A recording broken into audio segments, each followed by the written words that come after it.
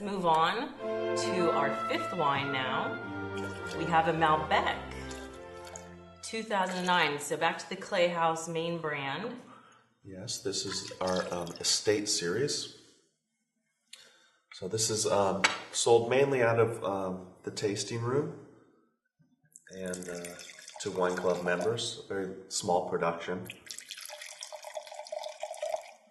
Malbec, what can you tell us about that variety? Well, Malbec is one of the 5 approved wine grapes that can be used in Bordeaux, in a Bordeaux blend. And it tends to have some fresh fruitiness to it and some lavender notes, but there's also some anise flavors that come out of it to me. That's what I always pick up. It has wonderful color. Yeah.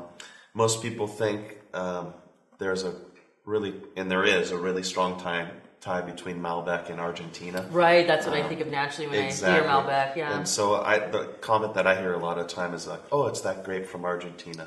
And it's very popular there, and they do a wonderful job in Argentina making Malbecs. But it's actually a French grape. Okay. And not a lot of folks making a straight Malbec here in California. It's fairly unique, and I always like to say you should buy domestic Malbec. You can decrease your carbon footprint and support the U.S. economy. Absolutely, yeah. We have to be kind to the earth. For sure. This Malbec is wonderful. Yeah, now, how would you say, excuse me, sorry. How would you say the Malbec here in Paso Robles specifically differs from an Argentinian Malbec? Well, I think the Argentinian Malbecs, they're a little higher elevation. I think they probably get some smaller berries. I haven't been there personally, but from tasting the wines, they tend to be really dark and heavy and sometimes meaty. Okay. Big, rich. In California, we get a little more sunshine out at the Red Cedar Vineyard. So I think we have a stronger expression of fruit, and then a little bit of that anise, and sometimes I get some tobacco leaves from it, but not as earthy and dark as the Argentinian Malbec. Okay, so perhaps a little more food friendly even. Yeah, you could say that. Great. And speaking of food, let's talk about our pairing here. We have a little quail and potato. Yeah, we did a citrus marinated quail with some fresh herbs from our garden we've already spoken about.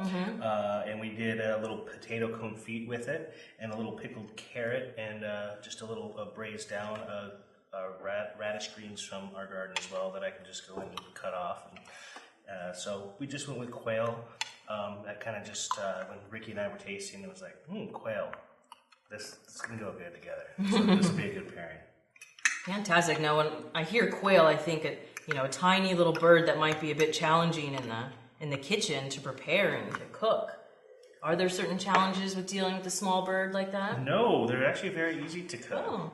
Oh. It's actually my favorite bird to cook. They're very versatile. They go with all kinds of stuff from sweet to sour to rich to salty. I mean, the flavors are all over the place. So it's really easy to work with. Okay, something you can easily pair with a lot of different dishes then, or a lot of different wines. Fantastic. Well, this is delicious. It's cooked perfectly, as I'm sure all the food is at the Paso Robles Inn. I have eaten there before, and my experience was fantastic, and I do recommend it to everyone. Good. These Clayhouse wines go perfectly with it as well. Thank you. Very good.